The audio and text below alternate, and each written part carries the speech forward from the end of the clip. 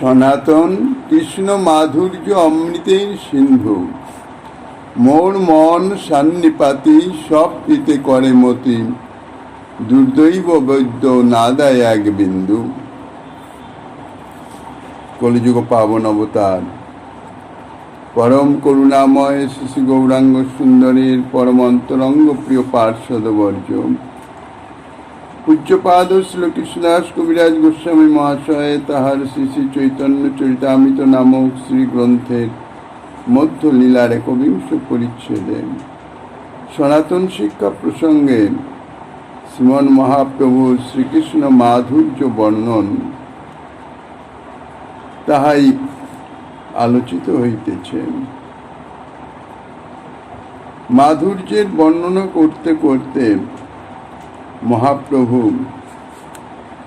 একটি শ্লোকের উদ্ধৃতি দিয়েছেন, যাতে বলছেন, অহো এই বিভু শ্রীকৃষ্ণের দেহখানি অতি মধুর, বদনখানি তাহা হইতেও সুমধুর, এবং ইহার এই মধুকন্দী মন্দ হাসি তাহা হইতেও সুমধুর মধুরতম। তিন মাধুর্যের কথা বলেছেন। শ্রীকৃষ্ণের শ্রীঅঙ্গের মাধুর্য, তারপর শ্রীঅঙ্গের থেকেও বদনচন্দ্রের মাধুর্য, আর বদনচন্দ্র থেকেও আরো মাধুর্য যেন উচ্ছ্বলিত হয়ে পড়ছে তানার স্মিত হাসিতে, স্মিত সুকিরণ। মন্দ হাসই মুখরূপ চন্দ্রের কিরণ বা জ্যোৎস্না, তাহা সুকিরণ, মঙ্গলজনক, আনন্দবর্ধক, সকলের আনন্দবর্ধক। তাহারই ব্যাখ্যা প্রসঙ্গে প্রভু বলছেন, সনাতন কৃষ্ণ মাধুর্য অমৃতের সিন্ধু। শ্রীকৃষ্ণের যে মাধুর্য তাহা সিন্ধুর মতো অসীম। সিন্ধু সাগর, সাগরে তো সাধারণত জলই থাকে, কিন্তু এই যে সিন্ধু, এই যে সাগর, তাহা অমৃত। অমৃতের সাগর সদৃশ্য হচ্ছে শ্রীকৃষ্ণের মাধুর্য। কথাগুলি শ্রীমন মহাপ্রভু সনাতন গোস্বামীপাদকে সম্বোধন করে বলছেন নিজের অন্তরের ভাব। রাধা ভাবাবিষ্ট শ্রীমন মহাপ্রভু কৃষ্ণ প্রেম সর্বোৎকর্ষে প্রকাশিত। মোর মন সান্নিপাতি সব পিতে করে মতি, দুর্দৈব বৈদ্য না দেয় এক বিন্দু। এই মাধুর্য আস্বাদনের জন্যে শ্রীমন মহাপ্রভুর কি জাতীয় লালসা, কি জাতীয় আকাঙ্ক্ষা, উৎকণ্ঠা, তাহা একটা দৃষ্টান্ত দিয়ে বর্ণনা করছেন। মোর মন সান্নিপাতি, অর্থাৎ আমার মন যেন সান্নিপাতগ্রস্ত রোগীর মতন। সান্নিপাত রোগ, এই রোগে বায়ু, পিত্ত এবং কফ, এই তিনটি কুপিত হয়। এই তিনটি কুপিত হয় মানে তিনটি প্রবল হয়ে যায়। বায়ু, পিত্ত এবং কফের এই যে প্রবলতার তারতম্য অনুসারে সান্নিপাতি রোগ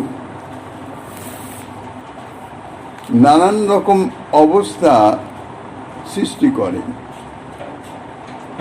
কোনো অবস্থায় প্রবল পিপাসা হয়, এত পিপাসা যে জলপাত্র দেখলে পাত্র শুদ্ধ পান করতে ইচ্ছা হয়, মানে জল দেখলেই হলো। যদি জলাশয় দেখা যায় তাহলে মনে হয় যেন জলাশয়ের সমস্ত জলই আমি পান করে নিব, এত তীব্র পিপাসা, অর্থাৎ তীব্র বলবতী উৎকণ্ঠা, লালসা। কিন্তু অতিরিক্ত জল তো রোগীকে দেওয়া যায় না, তাহাতে তো অন্য আবার উপসর্গের সৃষ্টি হবে। এই জন্যে অন্ন উপসর্গের ভয়ে চিকিৎসক রোগীকে বেশি জল খেতেই দেন না। যা কিছু দিয়ে থাকেন তা নির্দিষ্ট রোগীর কল্যাণের নিমিত্ত যতটুকু প্রয়োজন ততটুকুই দেন। কিন্তু এই প্রবল পিপাসার নিকটে বৈদ্যের যে নির্দিষ্ট যে জলের পরিমাণ, তাহা মরুভূমিতে জলবিন্দুর মতন, তা তল সৈকতে বারিবিন্দু সম। মরুভূমির যে বালি সদা সর্বদাই উত্তপ্ত থাকে, সেই উত্তপ্ত স্থানে যদি 2-1 ঘড়া জলও ঢালা যায়, সঙ্গে সঙ্গে তা বাষ্প হয়ে উড়ে যায়।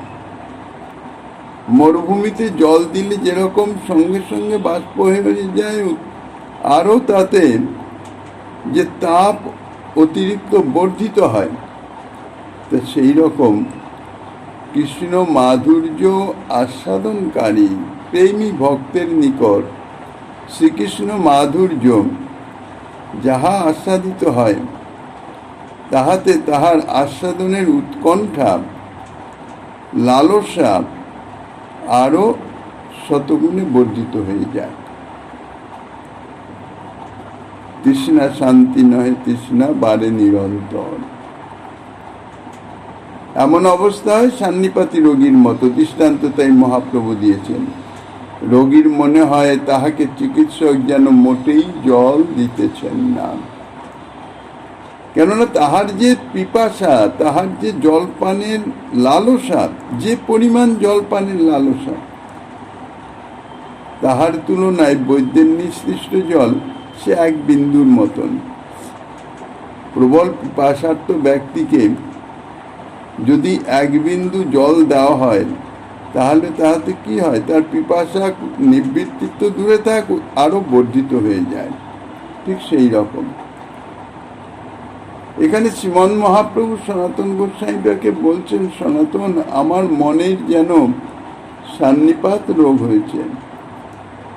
শ্রীকৃষ্ণের শ্রীঅঙ্গের মাধুর্য আস্বাদনের আকাঙ্ক্ষা, তাহার বদনের মাধুর্য আস্বাদনের আকাঙ্ক্ষা এবং তাহার সেই স্মিত হাসির মাধুর্যের আস্বাদনের আকাঙ্ক্ষা,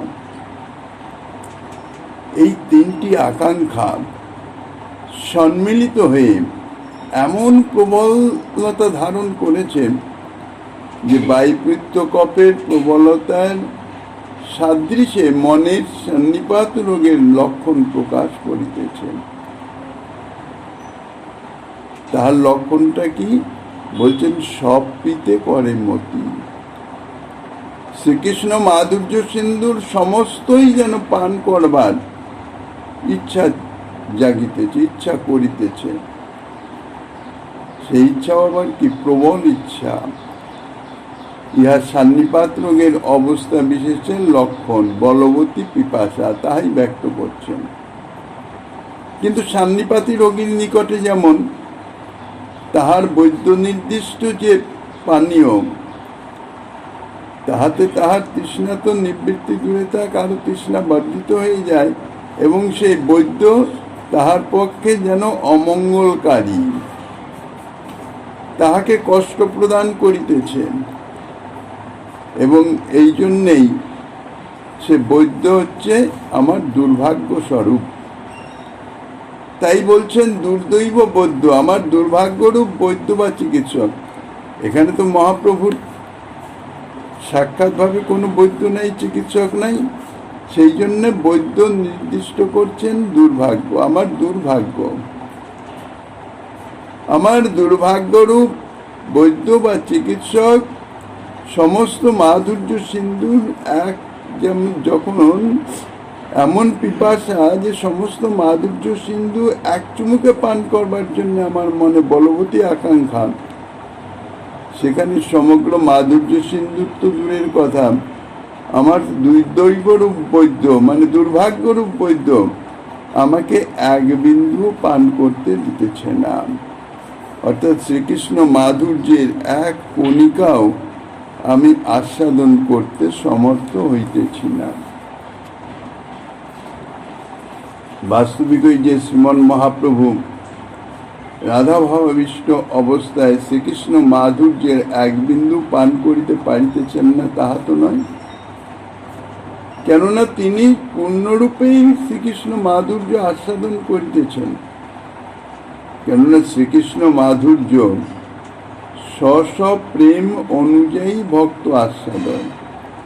যার হৃদয়ে যে জাতীয় প্রেম, যে পরিমাণ প্রেম, শ্রীকৃষ্ণ মাধুর্য তাহার সেই প্রেমের মাধ্যমে সেই পরিমাণ সেই জাতীয়ভাবে আস্বাদিত হয়। এই শ্রীকৃষ্ণ প্রেম সম্বন্ধে শ্রীমতী রাধারানীর সর্বোৎকর্ষ বিরাজিত। রাধা সম প্রেম তো আর কারো নাই, হতেও পারে না। তাই শ্রীকৃষ্ণ মাধুর্য সম্যক রূপে শ্রীমতী রাধারানী আস্বাদন করেন। কিন্তু এই কৃষ্ণ মাধুর্যের যে স্বাভাবিক গুণ বা স্বরূপগত ধর্ম, যতই আস্বাদন করা যায় ততই আস্বাদনের লালসা বর্ধিত হতে থাকে। ইহা শ্রীকৃষ্ণ মাধুর্যের স্বরূপগত ধর্ম। আর এই মাধুর্য আস্বাদন করে কৃষ্ণ প্রেম, প্রেমেরও স্বরূপগত ধর্ম। যত সে সেবায় নিয়োজিত হবে তত তার পরিমাণ আরো বর্ধিত হতে থাকে। অর্থাৎ মাধুর্য যত আস্বাদন করবে সেই মাধুর্য আস্বাদনের লালসা বর্ধিত হওয়ার সঙ্গে সঙ্গে, লালসা বর্ধিত হয় কিসের জন্য? তার প্রেমের জন্য। প্রেম অনুরূপিত লালসা। তা প্রেমও যেমন বর্ধিত হতে থাকে, লালসাও বর্ধিত হতে থাকে। তো এই জন্যে হয় কি, যতই মাধুর্য আস্বাদিত হোক না কেন মনে হয় কিছুই আস্বাদন হয় নাই, সিন্ধুতে বিন্দুবৎ। পূর্ণতম রূপে শ্রীকৃষ্ণ মাধুর্য পান করে অর্থাৎ আস্বাদন করেও, কারণ কৃষ্ণ মাধুর্য আস্বাদনের একমাত্র উপায়ই প্রেম। আর এই প্রেম শ্রীমতী রাধারানীতেই চরম সীমায় সদা সর্বদাই অবস্থিত। সুতরাং শ্রীমতী রাধিকার ভাবই হল শ্রীকৃষ্ণ মাধুর্য পূর্ণতম আস্বাদন করবার একমাত্র উপায়। শ্রীমন মহাপ্রভু শ্রীমতী রাধারানীর ভাব নিয়ে প্রকট হয়েছেন এই কৃষ্ণ মাধুর্য আস্বাদনের জন্য। তত্ত্বত তিনি তো শ্রীকৃষ্ণই। নিজ মাধুর্য, নিজের মাধুর্যে নিজেকে আকর্ষণ করিতেছে, কিন্তু আস্বাদন করতে পারছেন না। আস্বাদন করতে হলে তো প্রেম চাই, কৃষ্ণ প্রেম চাই। সে প্রেম তো ভক্তের হৃদয়ে অবস্থিত। শ্রীকৃষ্ণের হৃদয়ে তো শ্রীকৃষ্ণ প্রেম থাকবে না। শ্রীকৃষ্ণের হৃদয়ে, শ্রীকৃষ্ণ তো বিষয় তত্ত্ব, শ্রীকৃষ্ণের থাকবে শ্রীকৃষ্ণ মাধুর্য, প্রেমের মাধ্যমে যাহা আস্বাদিত হবে। সেই মাধুর্য দর্শনে শ্রীকৃষ্ণের তাহা আস্বাদনের বাসনা জন্মায়, কিন্তু আস্বাদন করতে পারেন না। তাই শ্রীমতী রাধারানীর প্রেমকে তিনি নিয়েছেন আস্বাদনের জন্য। কাজেই শ্রীমন মহাপ্রভু শ্রীমতী রাধারানীরই ভাব নিয়ে, প্রেম নিয়ে তিনি আর প্রকট হয়েছেন। সুতরাং তিনি যে শ্রীকৃষ্ণ মাধুর্য পূর্ণতম রূপে আস্বাদন করিতেছেন এ বিষয়ে বিন্দুমাত্র সন্দেহের কোনো অবকাশ নাই। তথাপি তিনি যে বলছেন আমি এক বিন্দু পান করিতে পাইতেছি না, ইহা হচ্ছে রাধা ভাবোচিত যে অনুরাগ তাহার লক্ষণ। এই অনুরাগী সর্বদা অনুভূত বস্তু যেন নিত্য নূতন বলে মনে হয়, অর্থাৎ পূর্বে যেন তাহার কখনো স্পর্শই হয় নাই, আর কখনো অনুভূতই হয় নাই। এইরূপ যে উপলব্ধি, ইহাই হচ্ছে এই অনুরাগের লক্ষণ। সাধকের প্রেম যখন পরবর্তীতে স্নেহমান প্রণয় রাগ অনুরাগ কক্ষায় গিয়ে পৌঁছায়, তখন এই অবস্থা হয়। অনুরাগের লক্ষণই হচ্ছে ইহার দৃষ্টান্তে সাধক ভক্ত তাহার শ্রীকৃষ্ণ মাধুর্য অর্থাৎ শ্রীকৃষ্ণ সেবার প্রতি কি জাতীয় লালসা তাহা নিজেই অনুভব করে নিজেই তাহার অবস্থান বিচার বা নির্ণয় করে নিতে পারবেন। চরমতম দৃষ্টান্ত দেওয়া আছে রাধা ভাবাবিষ্ট মহাপ্রভুর যে শ্রীকৃষ্ণ মাধুর্য আস্বাদনের যে বলবতী পিপাসা লালসা এবং সম্যকরূপে আস্বাদিত হয়েও যে বিন্দুমাত্র আস্বাদন হয় নাই এই জাতীয় অনুভব, ইহার মাধ্যমে সাধকের যে অবস্থান তাহা সাধক নিজেই নির্ণয় করে নিতে পারবে যে এ বিষয়ে আমার অবস্থান কোথায়, শ্রীকৃষ্ণ প্রেম সেবার নিমিত্ত আমার লালসা কতটুকু, শ্রীকৃষ্ণ সেবাই বা লালসা কতটুকু, আর দেহগেহ ইত্যাদির বিষয়ে বা লালসা আসক্তি কতটুকু, বিচার করে নিয়ে সাধক সেই হিসাবে সাধনার পথে অগ্রসর হতে চেষ্টা করবেন। কৃষ্ণাঙ্গ লাবণ্যপুর তাতে যেই মুখর সুধাকর স্মিত জ্যোৎস্নাভর, কৃষ্ণাঙ্গ লাবণ্যপুর মধুর হইতে সুমধুর তাতে সেই মুখ সুধাকর, মধুর হইতে সুমধুর তাহা হইতে সুমধুর তার যেন স্মিত জ্যোৎস্নাভার। শ্রীকৃষ্ণের শ্রীঅঙ্গের লাবণ্য তা হচ্ছে সমুদ্র তুল্য। তাই বলছেন লাবণ্যপুর, পুরের এক অর্থ সমুদ্র, পুর অর্থাৎ জল সমূহ ইতি, অর্থাৎ লাবণ্যের সমুদ্র শ্রীকৃষ্ণের শ্রীঅঙ্গ, তাতে এই মুখ সুধাকর, অর্থাৎ ওই সমুদ্রে শ্রীকৃষ্ণের বদন চন্দ্রই হচ্ছে চন্দ্র সদৃশ, আর মন্দহাসি হচ্ছে ওই চন্দ্রের জ্যোৎস্না তুল্য। মধুর হইতে সুমধুর তাহা হইতে সুমধুর তাহা হইতে অতি সুমধুর, আপনার এক কণে ব্যাপে সব ত্রিভুবনে 10 দিকে বহে যার ফুল। এক অঙ্গ থেকে আর এক অঙ্গের যে অধিক মাধুর্য, তা থেকে আর এক অঙ্গের আরো অধিক মাধুর্য, এই রকম বলছেন। পরপর আস্বাদন জনিত যে আনন্দের আধিক্য, সেই বশতই শ্রীমন মহাপ্রভুর এই জাতীয় উক্তি। শ্রীকৃষ্ণ মাধুর্য যে কত মধুর তাহা তো ভাষায় বর্ণনা করা সম্ভব নয়, কেননা যাহা আস্বাদনীয় সেই আস্বাদন তাহা ভাষায় কখনো বর্ণনা করা সম্ভব নয়। মুখ আস্বাদবদ, তাই বলছেন শুধু মধুর মধুর অতি মধুর অতি মধুর আরও সুমধুর। এছাড়া সে মাধুর্য আস্বাদনের যে অনুভূতি তাহা প্রকাশ করবার কোনো ভাষাই নাই। সেই শ্রীকৃষ্ণ মাধুর্যের এক কণিকাই সমস্ত ত্রিভুবনকে প্লাবিত করতে সমর্থ, ভাসিয়ে দিতে সমর্থ।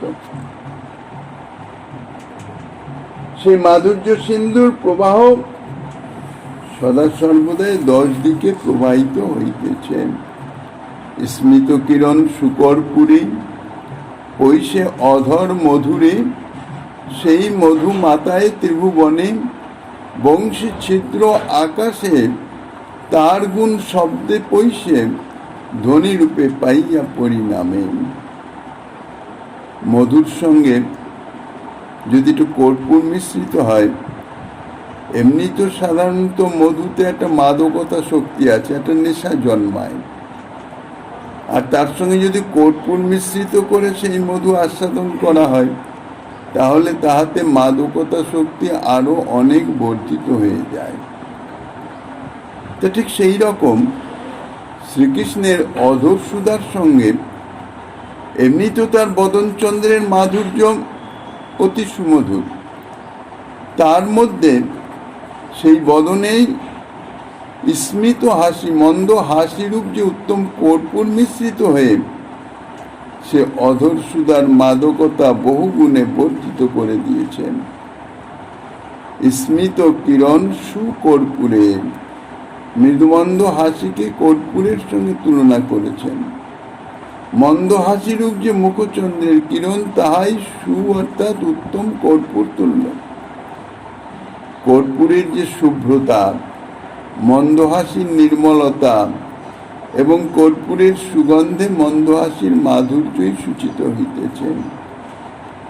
বলছেন পৈশে অধর মধুরে, স্মিত কিরণ সুকর্পূরে পৈশে অধর মধুরে, অর্থাৎ অধরের মাধুর্যে এই যে কর্পূর তুল্য যে স্মিত হাসি তাহা প্রবেশ করে। অধর মধুর বা অধর সুধার সমুদ্রে স্মিত কিরণরূপ সুকর্পূর শ্রীকৃষ্ণ অধর মাধুর্যে প্রবেশ করে, অর্থাৎ মিলিত হয়। সুকর্পূর মিশ্রিত মধু, তাহাতে যেমন মত্ততা আরো বর্ধিত হয়, সেই রকম মন্দ হাসিরূপ কর্পূর মিশ্রিত অধর সুধার মাদকতা এত বেশি যে তাহাতে ত্রিভুবনবাসী সকলেই মাত্তহারা হয়ে যায়, এমনভাবে আকৃষ্ট হয়ে আবিষ্ট হয়ে যায় যে তার আর অন্য কোনো জ্ঞানই থাকে না। এখন তার প্রক্রিয়াটা কি? ত্রিভুবনকে কি করে মাতোয়ারা করছে? ত্রিভুবনবাসী সকলেই কি তাঁর বদনচন্দ্রের দর্শন পাচ্ছেন? সাক্ষাৎ দর্শন করে তাহা আস্বাদনের নিমিত্ত মত্ত হচ্ছেন? তাহা ঠিক নয়। তাহার যে প্রক্রিয়া, কিভাবে জগৎবাসীর নিকটে এই মাধুর্য প্রকাশিত হচ্ছে তাহা বলছেন বংশী ছিদ্র আকাশে। শ্রীকৃষ্ণের বাঁশুড়িতে যে ছিদ্র আছে সেই ছিদ্ররূপ আকাশে, আকাশ অর্থাৎ শূন্যস্থান, বাঁশুড়ির ছিদ্রের সেই শূন্যস্থানকেই আকাশ বলা হয়েছে। বাঁশির মধ্যে তো ফাঁপা, শূন্য তো, তাই বলছেন যে বংশী ছিদ্র আকাশে তার গুণ পৈশী শব্দে। তার অর্থাৎ ওই আকাশের, পঞ্চভূতের মধ্যে আকাশ বোম একটি ভূত, আর এই আকাশের গুণ হচ্ছে শব্দ। তো শ্রীকৃষ্ণের বাঁশরীর ছিদ্রস্থিত যে আকাশ শূন্য স্থান, সেই আকাশের গুণও তাহলে শব্দ। শ্রীকৃষ্ণের মন্দ হাসিযুক্ত অধর সুধা সেই শব্দে প্রবেশ করে, অর্থাৎ বংশী ছিদ্রের মাধ্যম দিয়ে প্রবেশ করে বংশীর ধ্বনিতে পরিণত হয়ে যাচ্ছে। আর ওই ধ্বনিরূপে, বংশীর ধ্বনিরূপে পরিণাম প্রাপ্ত হয়ে সে কি হচ্ছে? চতুর্দিকে ব্যাপ্ত হয়ে পড়ছে। ধ্বনি তো শব্দ, শব্দ তো এক স্থানে আবদ্ধ থাকে না, সে ব্যাপ্ত হয়ে যায়। বায়ুর মাধ্যমে শব্দ তরঙ্গ, অর্থাৎ বায়ু তরঙ্গের শব্দ আশ্রয় করে চতুর্দিকে প্রবাহিত হয়ে যায়, তাহা ধ্বনি। তাই বলছেন সে ধ্বনি চৌদিকে ধায়, অন্ডভেদী বৈকুণ্ঠে যায়, জগতের বলে পৈশে কানে, সভা মাতোয়াল করি বলাৎকারে আনে ধরি বিশেষত যুবতীর গণে। সেই বংশীর ধ্বনি অন্ডভেদী অর্থাৎ ব্রহ্মাণ্ড ভেদ করে, ব্রহ্মাণ্ডেই তো প্রকট লীলা চলছে, তো সেই ধ্বনি ব্রহ্মাণ্ড ভেদ করে কোথায় যায়? চিন্ময় মায়াতীত ভগবত ধামে গিয়ে উপনীত হয়, বৈকুণ্ঠে যায়। অন্ডভেদী এই বাক্যের তাৎপর্য হচ্ছে এই যে প্রকট লীলাকালে ব্রহ্মাণ্ডে যখন বংশীধ্বনি হয়, অর্থাৎ এই ব্রহ্মাণ্ডে যখন প্রকট লীলার অর্থাৎ ব্রজলীলায় শ্রীকৃষ্ণ বংশীধ্বনি করেন, সেই বংশীধ্বনি ব্রহ্মাণ্ডের মধ্যেই সীমাবদ্ধ থাকে না। সে ধ্বনি বৈকুণ্ঠাদি ভগবত ধামে গিয়ে তত্রত্র সকলকে আকর্ষিত করে, বিচলিত করে। তাই বলছেন ব্রহ্মাণ্ড ভেদ করে যাওয়ার সময় সাধারণত ভূলোকে তো লীলা প্রকট হয়, তা ভূলোকের উপরে তো আরো 6টি লোক আছে, ভূবরলোক, স্বর্লোক, মহলোক, জনলোক, তপলোক, সত্যলোক অর্থাৎ ব্রহ্মলোক। তারপরে রয়েছে প্রকৃতির 8 আবরণ। তারপরে ব্রহ্মাণ্ড পার হয়ে সে কারণ সাগর, তারপরে গিয়ে কারণ সাগরের পরে হচ্ছে অনন্ত কোটি বৈকুণ্ঠ ধাম। তা এখন ভূলোকে প্রকট লীলাতে বংশীধ্বনি হচ্ছে। সেই ধ্বনি ঊর্ধ্বে উত্থিত হতে হতে এই বাকি লোক ভেদ করে যখন যাচ্ছে, তখন জগৎবাসী অর্থাৎ এই সব লোকে যারা অবস্থান করছেন, ধ্বনি তো যদি কোনো শব্দ হয় আর আমাদের শ্রবণেন্দ্রিয় যদি সচল থাকে, তাহলে সে ধ্বনিকে তো আহ্বান করতে হয় না, শুনবার জন্য চেষ্টা করতে হয় না, স্বাভাবিকভাবে তা কর্ণে প্রবেশ করে আমাদের শ্রুত হয়ে যায়। তা বলছেন যে বলে পৈশে কানে, ব্রহ্মাণ্ড ভেদ করে যাওয়ার সময় জোর করে সেই ধ্বনি জগৎবাসীর সকলের কর্ণদ্বার দিয়ে প্রবেশ করে। কেউ সেই ধ্বনি শুনতে যদি ইচ্ছা নাও করে, সেই ধ্বনি শোনবার জন্য তার কোনো চেষ্টাও নাই, কিন্তু ধ্বনি তো তার জন্য নিবৃত হবে না, শব্দ তো সে কর্ণদ্বার দিয়ে প্রবেশ করবেই, আপনা আপনিই তার কানে প্রবেশ করে যায়। তা শ্রীকৃষ্ণের এই মন্দ হাসিযুক্ত অধর সুধা তা বাঁশরীর ধ্বনির সঙ্গে মিশ্রিত হয়ে যখন জগৎবাসী লোকের কানে প্রবেশ করে, তখন আর কেউ স্থির থাকতে পারে না, সকলে মত্ত হয়ে যায়। যেমন বংশীর ধ্বনি সর্পকে মত্ত করে দেয়, তার স্মৃতি লোপ হয়ে যায়, শেষে ধ্বনির তালে তালে নাচতে থাকে, তার অন্য কাজ সব ভুলে যায়। ঠিক সেই রকম সকলে মত্ত হয়ে যায়। মত্ত হয়ে যায় মানে তার যে সে কী করছে, কী করণীয়, এ সমস্ত বিস্মৃত হয়ে যায়। লোকধর্ম, বেদধর্ম, দেহধর্ম, গেহধর্ম সমস্ত কিছু বিস্তৃত হয়ে যায়। সমস্ত ত্যাগ করে সেই ধ্বনির আকর্ষণে, সাপুরে যেমন বাঁশি বাজিয়ে সর্পকে আকর্ষণ করে সর্প এসে হাজির হয়, এমন তীব্র আকর্ষণী শক্তি, তা সেই ধ্বনিরও তাদৃশ আকর্ষণী শক্তি শ্রীকৃষ্ণের সমীপে এসে উপস্থিত হয়। অর্থাৎ ওই ধ্বনি তাহাদিগকে বলপূর্বক আকর্ষণ করে, তাহাদের ইচ্ছা না থাকলেও আকর্ষণ করে নিয়ে উপস্থিত করেন। এ কথার ইহা তো বাহ্যিকভাবে শ্রীমন মহাপ্রভুর বর্ণনার বলতে গেলে শব্দার্থ। মর্মার্থ হচ্ছে এই, শ্রীকৃষ্ণের বাঁশরীর ধ্বনি যে এমনভাবে সকলকে মাতোয়ারা করে তোলে, ইহা তাহার বাঁশরী বা বাঁশরীর শব্দে বাঁশির ধ্বনির স্বাভাবিক গুণ নয়।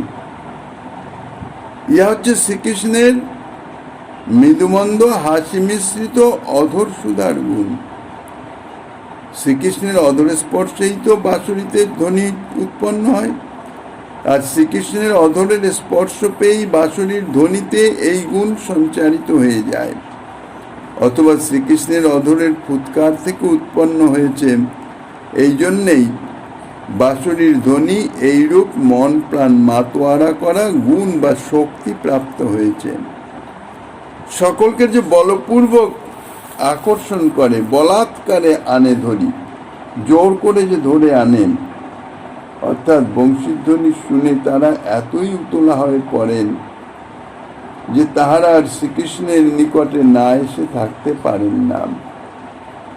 তাদের ইচ্ছা না থাকলেও তাহাদিগকে যেন বলপূর্বক আকর্ষণ করে, এই জন্যেই বলাৎকার শব্দটি এখানে প্রকাশিত ধ্বনিত হয়েছে। তাই বলছেন বলাৎকারে আনে ধরি, বলছেন বিশেষত যুবতীর গণে,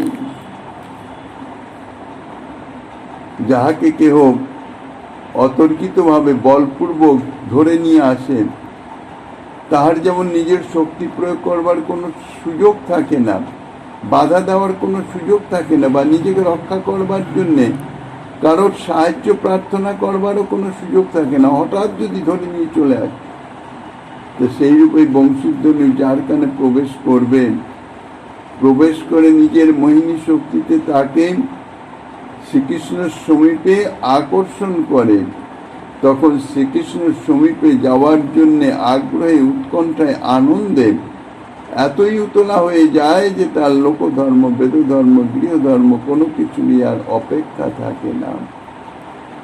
বিশেষত যুবতীগণে, যুবতী শব্দের এখানে শ্রীকৃষ্ণ প্রেয়সী ব্রজ সুন্দরীগণকে লক্ষ্য করা হচ্ছে। অর্থাৎ বক্তব্য হচ্ছে যে ব্রজ সুন্দরীগণের ভাবে, অর্থাৎ মধুর ভাবে ব্রজ সুন্দরীগণের আনুগত্যে যাহারা শ্রীকৃষ্ণ সেবা লালসা পরায়ণ, এই বংশীর ধ্বনি সাধারণত তাদের হৃদয়, অর্থাৎ শ্রীকৃষ্ণ মাধুর্য এইভাবে তাহারাই আস্বাদন করেন।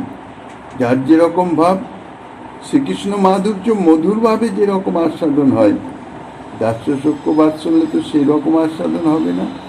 দাস্যসখ্য বাৎসল্যভাবে তদ্জাতীয় আকর্ষণও থাকবে না। দাস্যসখ্য বাৎসল্যভাবে কখনো দেহধর্ম, গেহধর্ম ইত্যাদির বিস্তৃতি করায় না। তাহাদের সম্বন্ধ অনুযায়ী প্রেম, সম্বন্ধের সীমা লঙ্ঘন করতে পারে না। এই জন্য একমাত্র এই যুবতীগণের শব্দ, তার মানে উদ্দেশ্য হচ্ছে এই যে যাহারা ব্রজসুন্দরীগণের আনুগত্যে মধুরভাবে শ্রীকৃষ্ণ ভজন করিতেছেন, তাদের সম্বন্ধে ইহা বলা হইতেছে। অর্থাৎ ব্রজ সুন্দরীগণকে মধুরভাবে শ্রীকৃষ্ণ প্রেয়সীগণ, তাদের সম্বন্ধেই বলছেন।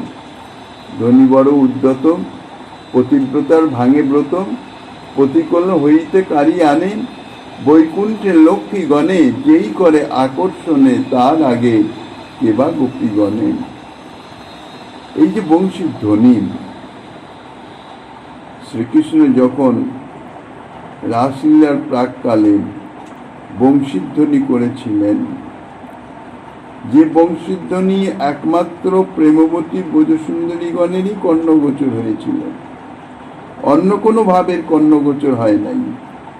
তো সেই যে বংশীধ্বনি বলছেন, সেই ধ্বনি অত্যন্ত উদ্যত, এমন শক্তি সম্পন্ন যে সে হিতাহিত জ্ঞান শূন্য।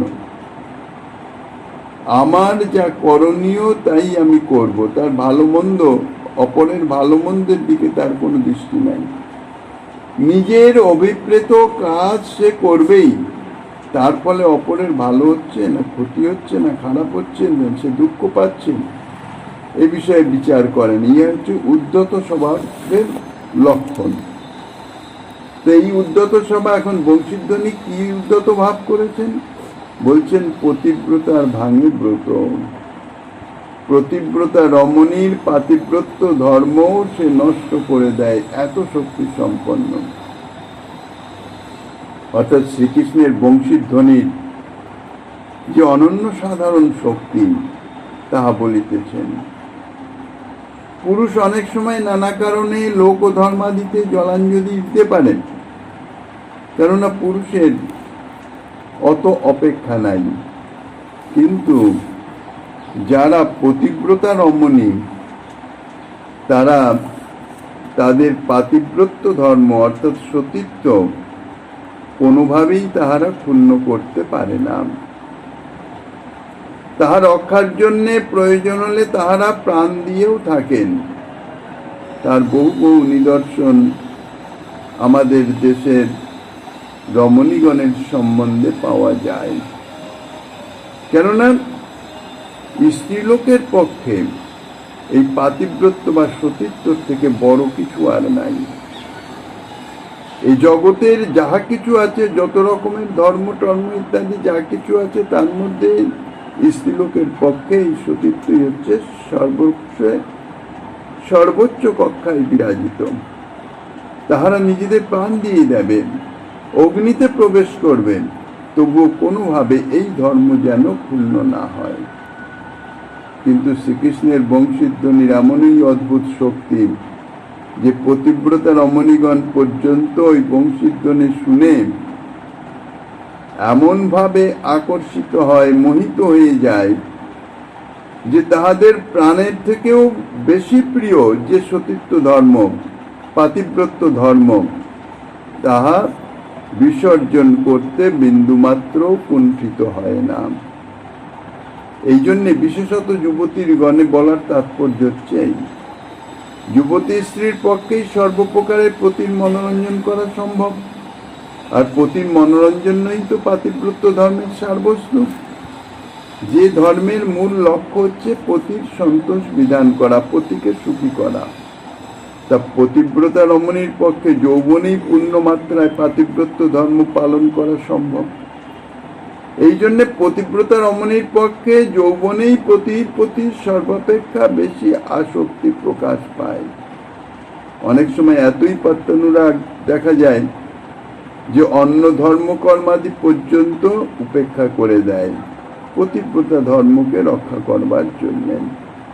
কিন্তু শ্রীকৃষ্ণের বংশীধ্বনির এমনই আশ্চর্য শক্তি যে অন্য তো দূরের কথা, এইরূপ পতিতে অত্যাসক্তিযুক্তা পতিব্রতা যুবতী রমণীগণ তাহাদের পতি কোল থেকে আকর্ষণ করে কৃষ্ণের সমীপে নিয়ে আসে। অথবা যুবতীদের চিত্ত সাধারণত প্রেমপূর্ণ থাকে, আর প্রেমময় বংশীধ্বনি যখন প্রেমিকগণকে সুমধুর স্বরে আহ্বান করতে থাকে, তখন প্রেমবতী রমণীগণের চিত্তই বিশেষভাবে আলোড়িত হয়ে যায়, সর্বসাধারণের চিত্ত আলোড়িত হয় না।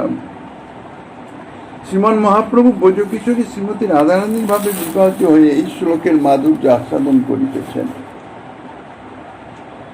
তাই তানার বর্ণনায় বিশেষত রাধারানীর ভাবেরই প্রকাশ বেশি। শ্রীমতী রাধারানী এবং তাহার সঙ্গিনী ব্রজসুন্দরী গণই এই শ্রীকৃষ্ণের বংশীধ্বনির প্রভাবে আর্য পথাদি সমস্ত কিছু ত্যাগ করে শ্রীকৃষ্ণ সেবার জন্য ধাবিত হয়েছিলেন। তাহাদের বিশ্বাস শুধু নয়, প্রকৃত প্রস্তাবেও তাই। দুস্ত্যাজ আর্য পথ, যাহা ত্যাগ করা যায় না তাদৃশ আর্য পথ, লোকধর্ম, বেদধর্ম, দেহধর্ম, গৃহধর্ম, পাতিব্রত্য ধর্ম, এ সমস্ত ত্যাগ করা, এইরূপ গুরুতর কাজ কেউই করতে পারে না, আর কেউ করেনও নাই। এই জন্যেই রাধা ভাবাবিষ্ট শ্রীমন মহাপ্রভু বলছেন, কৃষ্ণের বংশীর প্রভাব যুবতী নারীগণের উপরেই বিশেষ রূপে ক্রিয়া করে থাকে। এখানে যুবতী নারী বলতে কৃষ্ণের প্রেমবতী ব্রজসুন্দরীগণ। তারপরে একটা দৃষ্টান্ত দিচ্ছেন, বৈকুণ্ঠের লক্ষ্মীগণে যেই করে আকর্ষণে তার আগে কেবা গোপীগণে। শ্রীকৃষ্ণের বংশীধ্বনির যে আকর্ষণ শক্তি, তাহার দৃষ্টান্ত দিচ্ছেন এইভাবে। ব্রজের যে গোপীগণ, তাহারা তো স্বয়ং ভগবান শ্রীকৃষ্ণ অর্থাৎ ব্রজেন্দ্রনন্দন শ্রীকৃষ্ণের নিত্য কান্তা। সুতরাং বৈকুণ্ঠের লক্ষ্মীগণ অপেক্ষা তাহারা স্বরূপত শ্রেষ্ঠা। কিন্তু শ্রীকৃষ্ণের নরলীলার যে পরিকর, নরলীলাতে অর্থাৎ প্রকট লীলাতে তাহাদের তো সহজ নরভাব।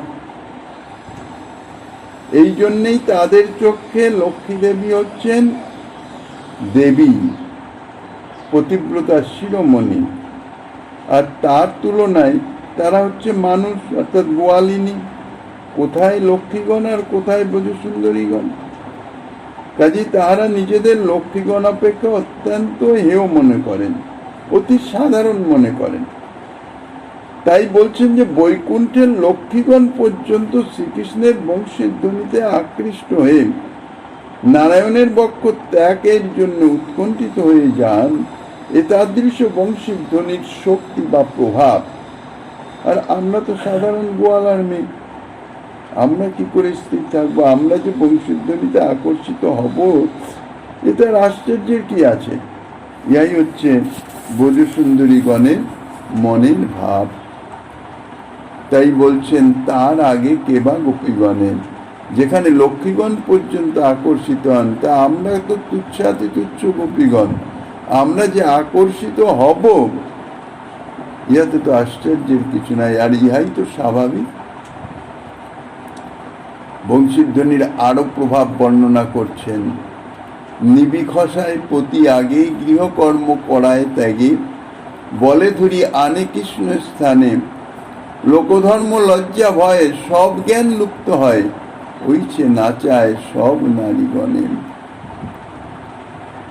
অর্থাৎ বংশীধ্বনির এমনই প্রভাব যে পতির সান্নিধ্যে অবস্থান কালেও বংশীধ্বনিতে এমন ভাবে সে আকর্ষিত হয় যে পতি সেবা বা অন্যান্য গৃহকর্ম ইত্যাদি সমস্ত কিছু ত্যাগ হয়ে যায়, কিছু করার আর সামর্থ্য তার থাকে না।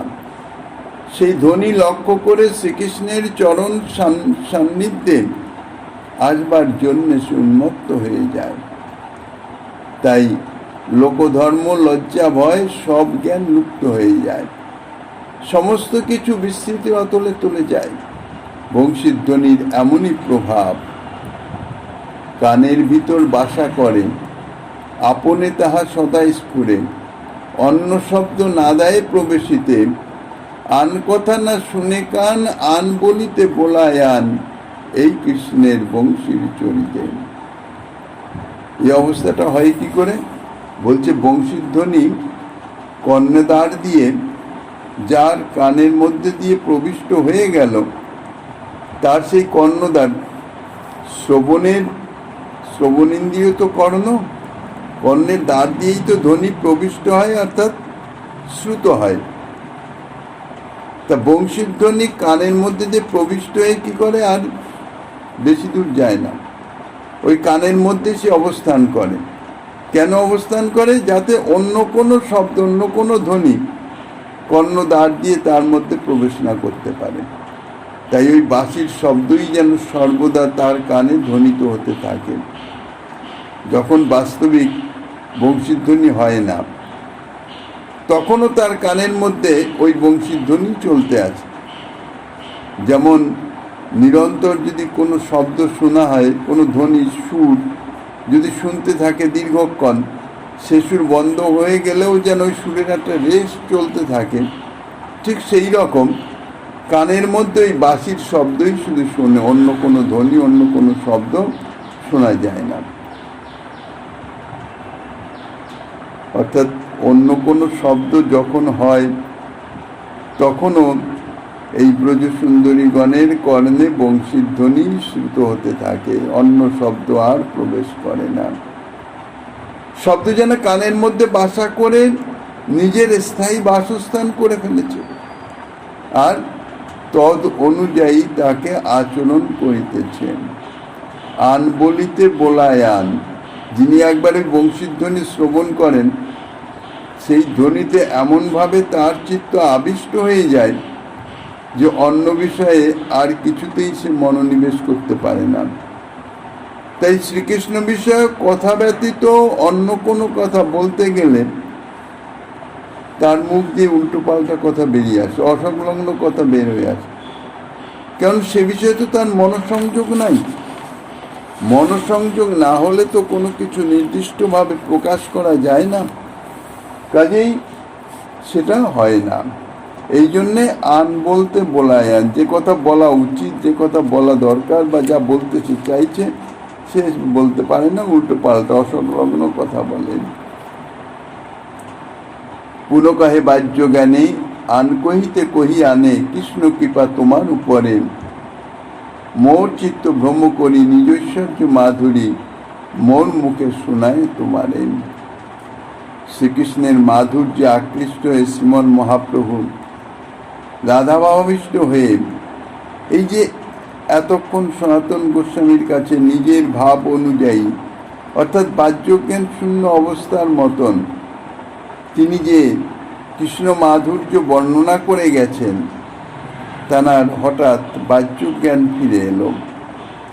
বাহ্যজ্ঞান ফিরে আসার পরে তিনি তো ভক্ত অবতার, ছন্ন অবতার, নিজেকে সদা সর্বদা সংগোপন করেন, নিজের ভাবকে প্রকাশ করতেই দেন না। তিনি নিজেকে সদা সর্বদাই মায়াবাদী সন্ন্যাসী রূপেই সকলের সামনে স্থাপন করে রেখেছেন। রাধা ভাব তো তার অন্তরের ধন, তাহা অপরে কেন জানবেন? এখন তার সেই বাহ্য জ্ঞান প্রকাশিত হয় হঠাৎ দৈন্য জ্ঞাপন করে। তিনি বলছেন সনাতনকে যে সনাতন, শ্রীকৃষ্ণ তোমার প্রতি কৃপা করেছেন, তাই তোমার প্রতি কৃপা করে কি করেছেন? আমার চিত্ত ভ্রম জন্মিয়ে দিয়েছেন। মোর চিত্ত ভ্রম করি, আমার চিত্তে একটা অবস্থা, একটা পরিবর্তন এনে দিয়েছেন, যার জন্যে আমার চিত্তের উপর প্রভাব বিস্তার করে শ্রীকৃষ্ণ মাধুর্য আমার মাধ্যমে নিজের মহিমা, নিজের মাধুর্য কথা, নিজ ঐশ্বর্য মাধুর্যের কথা তাহা প্রকাশ করে দিয়েছেন। এতে আমার কোনো কিছু নাই, আমার কোনো কৃতিত্ব নাই, তাই মন মুখে শোনায় তোমারে। শ্রীকৃষ্ণের ঐশ্বর্য মাধুর্যই তাহারই নিজেরই সামর্থ্য, নিজেরই আমার উপর প্রভাব বিস্তার করে, আমার চিত্তে অবস্থান করে, আমার মাধ্যম দিয়ে তোমাকে, তোমার নিকটে তাহা প্রকাশ করেছেন। ইহা তোমার প্রতি শ্রীকৃষ্ণ মাধুর্যের বিশেষ কৃপা। তাই বলছেন কৃষ্ণ কৃপা তোমার উপরে, তোমার উপর শ্রীকৃষ্ণের বিশেষ কৃপা, তাই আমার উপরে ভর করে কৃষ্ণ মাধুর্য তাহা আমার মুখ দিয়ে তোমার নিকটে প্রকাশ করেছেন। আমি তো বাউল আন কহিতে আন কহি, কৃষ্ণের মাধুর্যামৃত স্রোতে যাই বহি। তারপরে বলছেন আমি তো পাগল, সনাতন গোস্বামী পাদকে বলছেন আমি তো পাগল। পাগল অর্থাৎ কি? যার বুদ্ধির স্থিরতা থাকে না। তাই বলছেন যা বলতে চাই বলতে পারি না, কি বলতে কি বলে ফেলি তার কোনো ঠিক নাই। শ্রীকৃষ্ণ মাধুর্যামৃতর যে প্রবল স্রোত, সেই স্রোতে বয়ে যাই, প্রবাহিত হয়ে যায়, নিজেকে রক্ষা করতে পারি না। তবে প্রভু ক্ষণ এক মৌন করি রহে, মনে ধৈর্য করি পুনঃ সনাতনে কহে। এইভাবে প্রভু নিজে শ্রীকৃষ্ণ মাধুর্যে যে আবিষ্ট হয়ে গিয়েছিলেন, সেই ভাবকে সংযত করবার জন্যে একটু সময় মৌন ধরে সে ভাবকে সংগোপন করে নিলেন। সংগোপন করে তারপরে আবার সনাতনকে বলতে শুরু করেছেন। কৃষ্ণের মাধুরী আর মহাপ্রভুর মুখে যেই ইহা শোনে, সেই ভাষে প্রেম ও সুখে। শ্রীরূপ রঘুনাথ পদে যা রাস, চৈতন্য চরিতামৃত কহে কৃষ্ণ দাস। শ্রীকৃষ্ণের এই যে মাধুর্য, শ্রীমন মহাপ্রভু রাধাভাবাবিষ্ট অবস্থায় যেভাবে তা প্রকাশ করেছেন, তাহা তো অন্য কারো পক্ষে সম্ভব নয়। স্বয়ং রাধারানী যেন শ্রীকৃষ্ণ মাধুর্য জগৎবাসীর কল্যাণার্থে, জগৎবাসী যাহাতে সে মাধুর্য আস্বাদনের জন্যে লালসান্বিত হতে পারেন, সেই জন্যে শ্রীমন মহাপ্রভুর শ্রীমুখে তাহা বর্ণনা করেছেন। তাই বলছেন মহাপ্রভুর শ্রীমুখ বর্ণিত এই শ্রীকৃষ্ণ মাধুর্যের যে প্রভাব বা মহিমার কথা যিনি শ্রবণ করবেন শ্রদ্ধা সহকারে, এই মাধুর্যের যে প্রবল যে প্রভাব, তাহার প্রভাবে তাহার চিত্ত শুদ্ধ পবিত্র হয়ে সেই চিত্তে সেই নিত্য সিদ্ধ যে সহজাত প্রেম তাহা প্রকাশিত হবে, এবং সেই প্রেমের মাধ্যমে সে সেই কৃষ্ণ মাধুর্য আস্বাদনে মগ্ন হয়ে যেতে পারে। এইভাবে কবিরাজ গোস্বামী পাদ এই একবিংশ পরিচ্ছদের সমাপ্তি বর্ণনা করলেন শ্রীকৃষ্ণ ঐশ্বর্য মাধুর্য বর্ণনার মাধ্যম দিয়ে। পরবর্তী পরিচ্ছেদে যাহা আস্বাদনে দিচ্ছেন, শ্রীমান মহাপ্রভু গিরিধারীলালের কৃপা হলে আগামী দিন আস্বাদনের বাসনা রেখে অধ্যকার শ্রী